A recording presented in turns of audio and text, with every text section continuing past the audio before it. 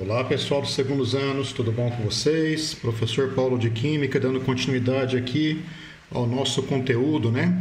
Então vocês viram no último vídeo, pessoal, que o átomo ele é feito de duas regiões.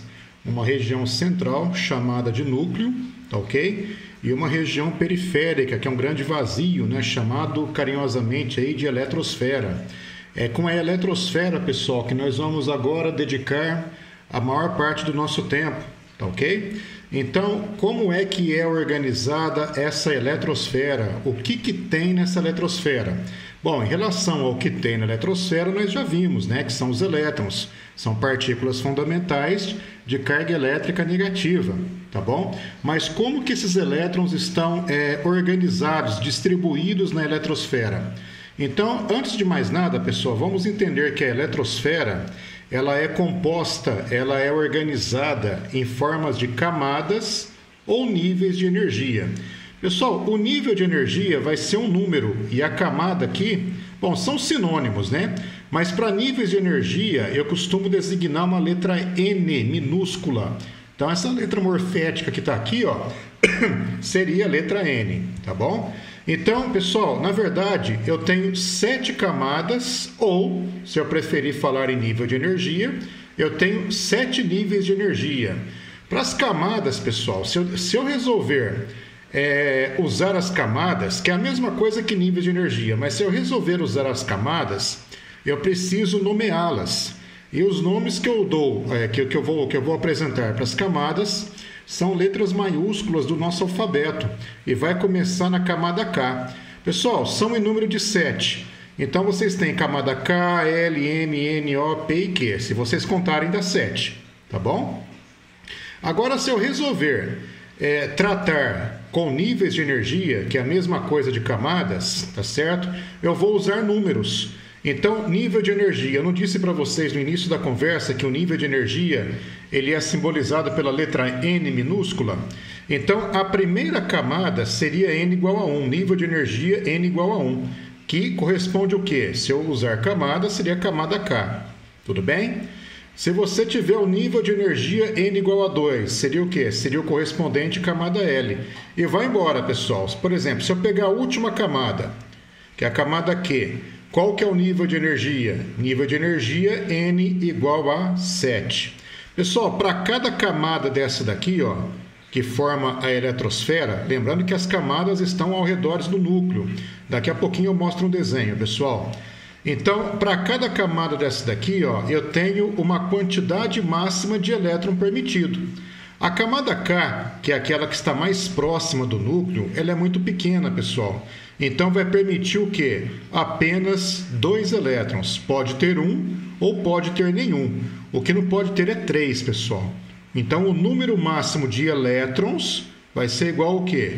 Igual a 2. Se você for para a camada L, pessoal, ela já é um pouquinho maior.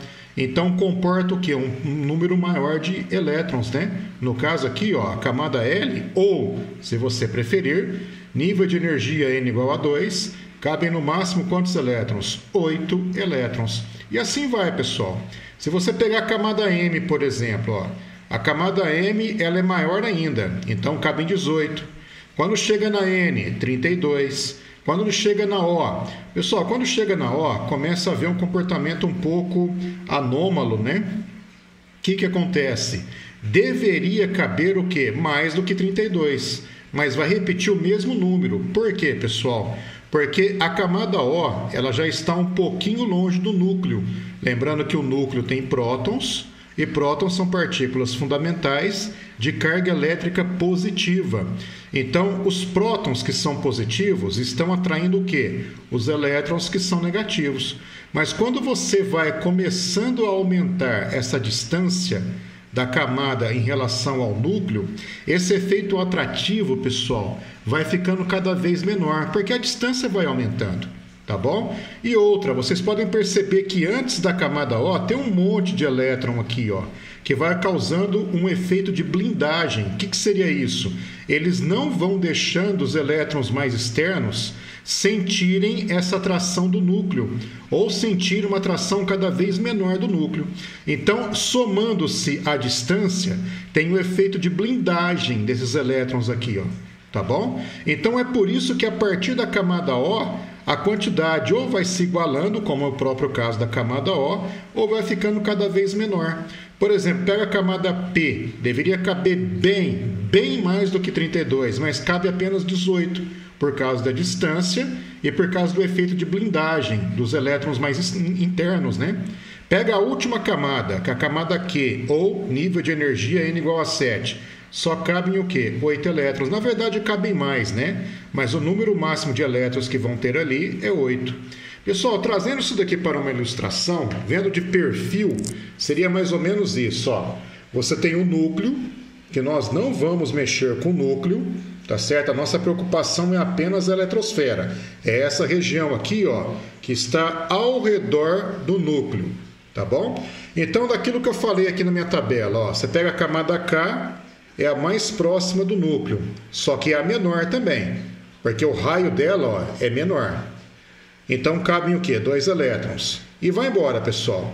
Se você pegar a camada L, por exemplo, ó, a camada L, tá ok? Ela é maior que a camada K, cabem 8. E vai embora, ó. Quando chega aqui na camada N, olha a distância que já está, pessoal. Já está bastante longe.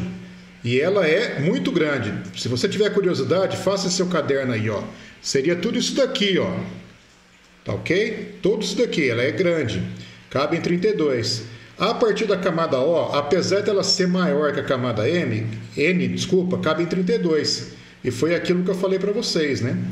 Tá certo? Ó, camada P com 18 elétrons e camada Q, que é a última, ou nível de energia N igual a 7, com 8 elétrons. É isso aí, pessoal.